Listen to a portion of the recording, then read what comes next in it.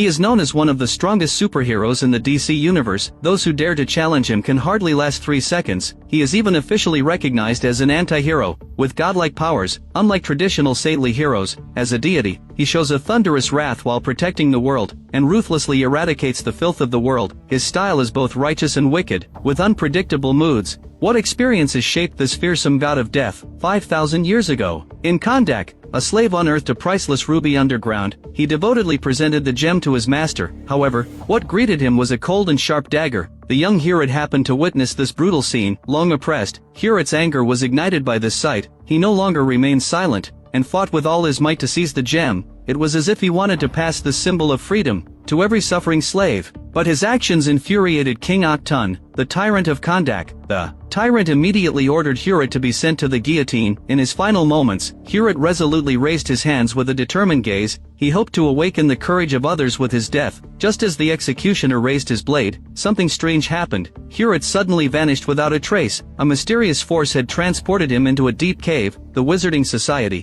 which had silently protected the earth, was moved by Heorot's resilience. To end Kondak's dark rule, the Wizarding Society decided to bestow upon Heorot the powers of the Egyptian gods. As the ancient incantation was recited, lightning began to swirl around him. In the next moment, he possessed immense power. However, fate can be cruel. Even with supreme power, Heorot couldn't escape the fate of a slave. He led the rebellion to victory on the battlefield, forcing the tyrant to retreat. However, Aktun unleashed a bloody massacre on his family. By the time Heorot returned home, it was too late. Seeing his father Adam on the brink of death, the kind-hearted Heorot made a selfless decision. With a flash of lightning, he infused a divine power into his father's body. A miracle occurred. Adam's wounds healed rapidly, and he received the blessings of the 6 Egyptian gods. But Heorot lost the protection of the Wizarding Society as a result. He was ultimately ruthlessly killed by assassins sent by Aktun. Witnessing his son's tragic death, Adam's long-suppressed anger ignited in an instant. The divine power within him gradually darkened, under the influence of hatred. Thus, the superhero Black Adam, born of vengeance, was created. On the other side, the obsessed Aktun hadn't given up on his ambition to rule the world. He ordered artisans to forge the crown of Sabbac from the eternal gold mined by slaves,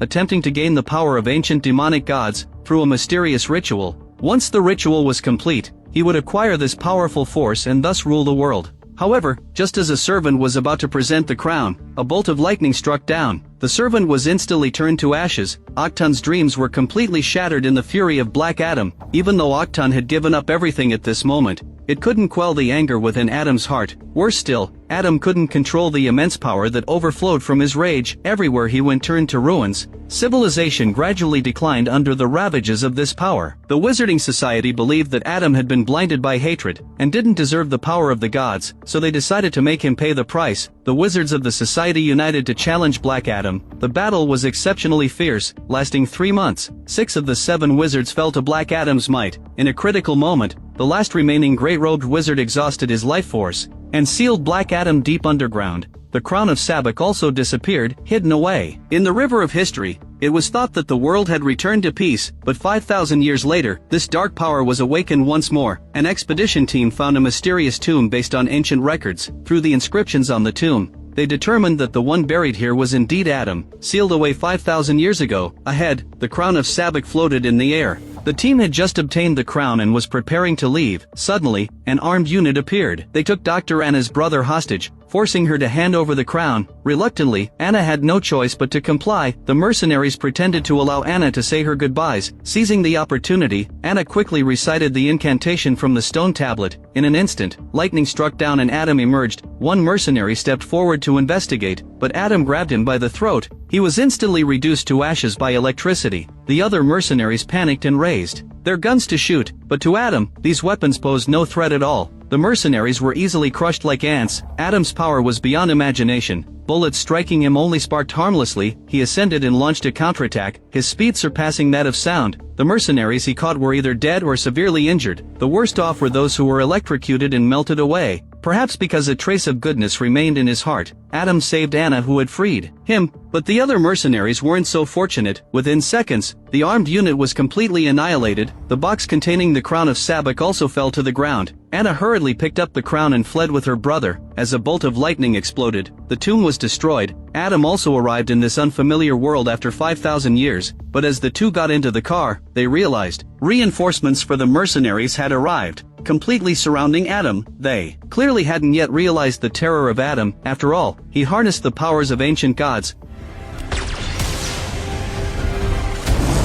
However, when the smoke cleared, the driver realized that the bombs couldn't harm Adam at all, but they had completely provoked Adam. He exerted a slight force, and 2 helicopters were instantly reduced to scrap, like crushed toys. At the same time, the ground troops launched a fierce assault, but in Adam's eyes, their fierce firepower seemed to be in slow motion. He raised his hand lightly, and a chain of lightning quickly spread out. The soldiers struck by the lightning were instantly enveloped in electricity and burned. Strangely, they felt no pain at all. Facing the grenades thrown by the soldiers, Adam's lips curled slightly. He politely tossed the grenades back. As for the heavy weaponry around him, he merely glanced around, then, with a light touch, he effortlessly changed the direction of the missiles. When the smoke cleared and everything returned to calm, the reinforcements had been completely annihilated, reduced to rubble. Adam stopped Anna, who was trying to escape. She watched as Adam approached step by step, her heart filled with fear, and she could only quietly roll up the car window. At this tense moment, a lucky surviving mercenary quickly loaded a shell and fired it at Adam. Adam remained completely unfazed. The moment he caught the missile, he sensed something was off. The missile in his hand was made of eternal metal, not an ordinary weapon. When all the smoke cleared, he discovered that his invulnerable body had been injured by an explosion. He ruthlessly eliminated the mercenary, then shot into the sky, ready to leave the area. However, due to his severe injuries, he fell back down shortly after taking flight. When Adam slowly regained consciousness, he realized he was in Anna's home. Though 5,000 years had passed, Kondak had changed dramatically, yet they had never attained true freedom. At this moment, Anna's son Aman suddenly appeared. With a serious expression, he told Adam about the current state of Kondak, which seemed prosperous but was actually fraught with danger. Kondak today, like 1,000 years ago, desperately needed a savior to arrive, because it was controlled by an evil organization known as the Inter Gang. They would stop at nothing to find the crown of Kondak, left behind by the tyrant Aktun. This crown was made of a large amount of eternal metal. Legend had it that the one who possessed it could summon the hellish emissary Sabak, gain immense power and ascend to the throne of Kondak. The fierce battle that had previously occurred in the tomb was rooted in this mysterious crown. However, at this moment, Adam seemed uninterested in all of this. He even declared that he would solve the problem in a straightforward and brutal manner. At this moment, Adam's attention was drawn to a statue that closely resembled him. It turned out to be a statue built 5,000 years ago in his honor, named the Defender. Seeing the statue before him, Aman excitedly raised his hands, forming their nation's unique totem. But at this moment, the unexpected happened. The mercenaries from the Inter Gang spotted Aman. Even Anna was kidnapped by them. Fortunately, Kondak now had a hero. A group of arrogant mercenaries didn't believe this at all. One of them raised a stick and swung it at Adam. However, in the next second, he was punched away by Adam. The other mercenaries then realized things were far beyond their imagination. They all raised their guns and fired wildly, but the bullets hitting Adam felt like mosquito bites, and couldn't even penetrate his clothing. Even if the entire Special Forces team came out, they would be no match for Adam's lightning powers. The sniper in the distance hadn't reacted yet, when a mysterious force lifted him to an altitude of 10,000 meters. Just as Adam was about to take out the 2 mercenaries, a high-tech spaceship suddenly appeared. The visitors were the Justice Society, known for maintaining peace on Earth. Hawkman saved the 2 mercenaries, but he soon realized that the guilty couldn't escape divine judgment. Though Adam had only killed evildoers, in the eyes of the Justice Society, it was still a criminal act. They demanded that Adam return to his mortal form and accept Justice's judgment to maintain world peace. Neither side was willing to back down. A showdown of superpowers was about to erupt. As the battle officially began, everyone realized the vast power gap between Adam and the Justice Society. Hawkman's fully charged strike was easily deflected by Adam. Then Adam unleashed his lightning power, sending Hawkman flying several dozen meters. The ensuing current nearly cost Hawkman his life. Clearly, in a one-on-one fight, Hawkman was no match for Adam. Even though he was also a metahuman, he gained no advantage in their exchanges. After a tough struggle, they finally brought Adam down from the sky, only to realize they could inflict no substantial damage on him. Seeing that Hawkman struggled to subdue Adam, their teammate Cyclone quickly entered the fray. Though Cyclone was female, she could whip up a gale force wind. In an instant, surrounding materials were blown into the sky. Then, like hidden weapons, they were hurled at Adam. But this chaotic attack endangered Anna by accident. Not only did it fail to harm Adam, but it also nearly harmed the innocent. Fortunately, Dr. Fate acted quickly, using a rapid teleportation to save Anna and her son. When he touched a nearby backpack, he unexpectedly sensed the crown of Sabbac. It turned out that with the helmet of fate, he could foresee the future. Just moments ago, he had seen an astonishing prophecy, but the battle wasn't yet over. He had to set aside the crown and immerse himself in the fight. Dr. Fate then unleashed a holy light judgment, suppressing Adam. He also summoned countless shadow duplicates, which were endless, and would instantly regenerate after being shattered. Even the mighty Adam was beginning to feel annoyed. However, Adam wasn't completely bound. As the Justice Society launched a combined attack, Adam's anger was gradually ignited. As the energy within him surged, a blast instantly sent the three flying hundreds of meters away. The massive cloud of dust, however, pointed the way for the Atom Smasher, who suffered from spatial disorientation. The Atom Smasher lived up to his name, able to change his size at will. In an instant, he grew to the height of 6 stories. With that height, he swung a heavy fist down at Adam. Everyone thought the battle was about to end. Unexpectedly, a surge of lightning erupted from the ground. Even the giant Atom Smasher couldn't suppress Adam's divine power. Surprisingly, the people of Kondak, upon seeing Adam, not only felt no fear but cheered. He was their superhero, with no other choice. The Justice Society could only watch helplessly as Adam left. Dr. Fate's prophecies were always accurate. At this moment, there was something crucial that needed investigating. The crown of Sabbac must not be allowed to fall into the wrong hands. However, Anna had no fondness for the so-called Justice Society. She instructed Amon to take the crown home first, but she didn't anticipate that her oversight would put Amon in danger. Anna suddenly received a distress call from her son. It turned out that mercenaries had tracked them down by following the crown's trail. Upon her desperate pleas, Adam immediately rushed back to rescue them. By the time they arrived, the members of the Inter gang had long escaped on modified motorcycles. Adam wasn't slow, but those motorcycles were incredibly powerful. They could not only fly through the air, but also perform short-range spatial jumps. Even so, Adam continued to pursue them relentlessly. However, faced with so many flying motorcycles, he couldn't discern which one carried him on. The situation was becoming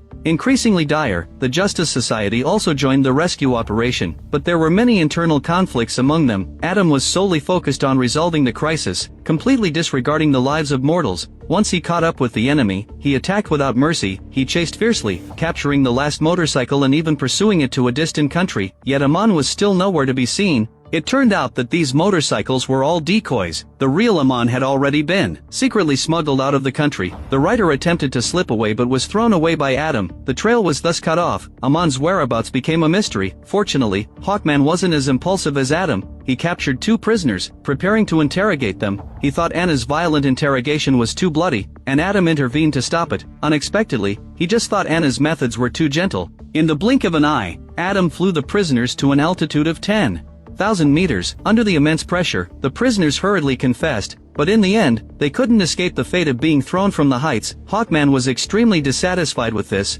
but could do nothing about it. As a superhero, Hawkman couldn't tolerate Adam's behavior. However, when the two clashed, it was the entire Justice League that suffered. In the chaos, Adam punched a cabinet, and unexpectedly discovered the crown of Sabbac hidden inside. Perhaps this crown was the key to saving Amon. Everyone followed the clues to a mine on the edge of the desert. A large number of guards were deployed here, but for Adam, this was merely a piece of cake. In just 2 minutes, he broke through the outer defenses, but soon after, he found himself in big trouble. The shield made of 99.99% pure eternal metal left even the mighty Adam at a loss. Just as the enemy aimed their guns at Amon's forehead, Anna hurriedly took out the crown she had been carrying. The leader, Sol, finally obtained the coveted item he had dreamed of. But he had no intention of keeping his promise. Even more unbelievable was that he was the last descendant of the dark tyrant Octun, and was also the only person in the world who could wield the crown. The true history had been passed down through their family for generations. It was from him that they learned the truth about Adam's wife and children being brutally killed.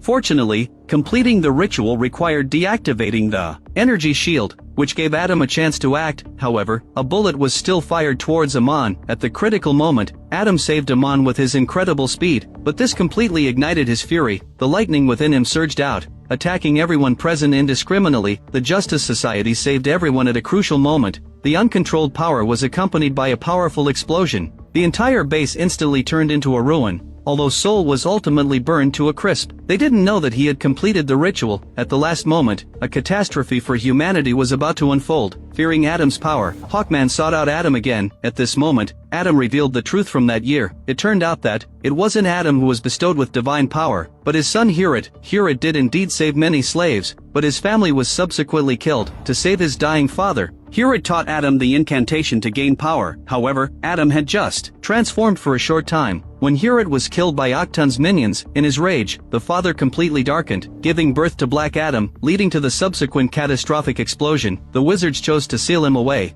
but now Adam had completely let go. He understood that what Kondak needed wasn't himself, but that kind-hearted child. Then Adam uttered the keyword Shazam in front of Hawkman. He willingly relinquished the power of Shazam. After the crisis was averted, the Justice Society quickly took Adam back to headquarters. They placed him in a state of suspended animation, locking him in a specially designed cage, along with other uncontrollable superpowered criminals. He would remain in slumber there. To prevent himself from regaining his powers, he willingly confined himself in an underwater special cage, because as long as he couldn't speak, he could never summon the power of Shazam. Yet even so, Dr. Fate's apocalyptic prophecy didn't vanish. Meanwhile, Anna suddenly recalled that in Kondak's mythology, hell and the mortal realm mirrored each other. To decipher the riddle on the crown, all one needed to do was to flip the crown. Is the only path to life. It became clear that Soul had anticipated that Adam would kill him all along. This way, he could use the power of the crown to descend into hell and make a deal with the demon lord. Thus, he would gain the power to destroy the world. As the powers of the 6 great demons flowed into him, the crown of Sabbac seemed to awaken ancient evils. With the crown's disappearance, Soul finally transformed into a demon. Sabbac returned to Kondak with the ambition to rule the world and turn the mortal realm into a hell. Empowered by the evil of the demon lord, Sabbac became terrifyingly powerful and extremely brutal. The Justice Society immediately sensed the disturbance. They quickly piloted their aircraft to intercept. Bullets rained down like a storm, but the reborn Sabbac was like an invincible god of war. He showed no fear of the attacks, and tore apart the aircraft's shell with his bare hands. In the blink of an eye, the aircraft was reduced to rubble. In a critical moment, Hawkman skillfully maneuvered the aircraft for an emergency landing. The others were able to save their lives, but before they could prepare for battle, Sabbac unleashed hellfire, roaring towards them. Dr. Fate immediately released a golden shield, temporarily blocking the deadly attack. Cyclone quickly assisted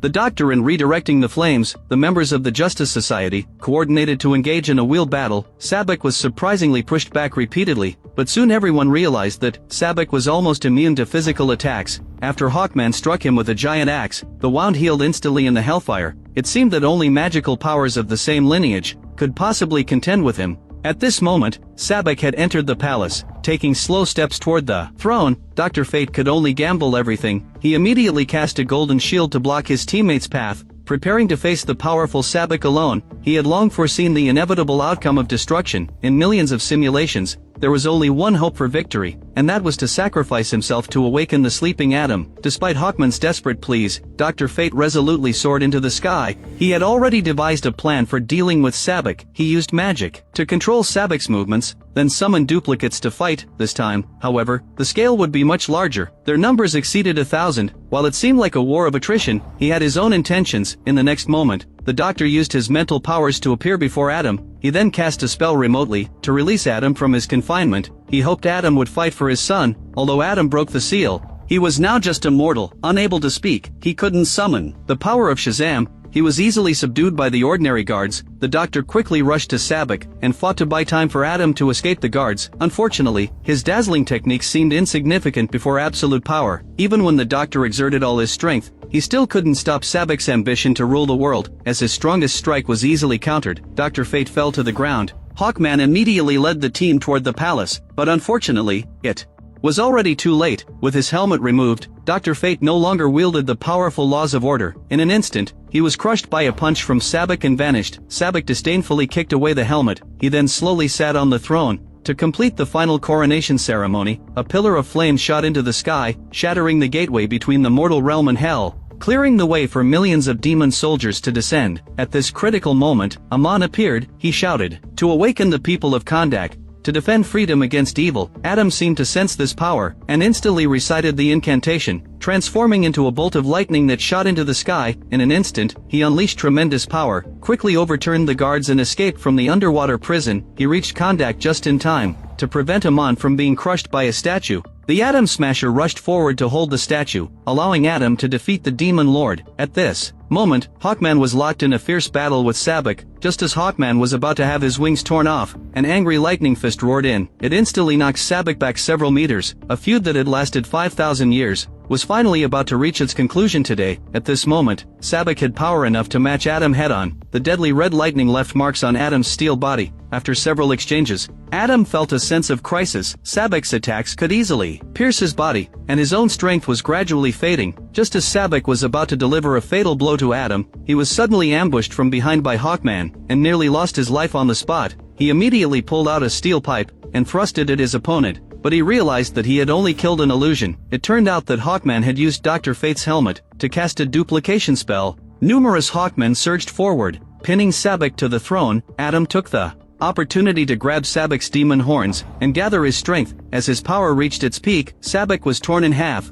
The hellish army also dissipated. The war for freedom in Kondak was victorious once more. Hearing the people of Kondak chant "Long live the Defender," Anna suggested that Adam take the throne, but he leaped up and shattered the throne. Adam believed that the people of Kondak didn't need a deity to lead them. Civilization and freedom were the keys to prosperity. However, humanity feared that a being with Adam's powers might go out of control. They began to seek a balancing force to suppress him. The film concludes here. This film is a deep exploration of the superhero genre. It showcases the complexity of Black Adam through delicate techniques, and explores the relationship between justice and revenge. Black Adam realizes that his actions and revenge could lead to disaster, ultimately choosing redemption. The viewing experience is quite enjoyable. It's a pure popcorn flick. The film lacks DC's usual preachiness and reflection. Instead, it delivers visual bombardment and sensory stimulation directly. It's incredibly satisfying to watch. This film is worth watching. Friends who are interested can check out the original film, Black Adam. If you enjoy my channel, please like and subscribe it.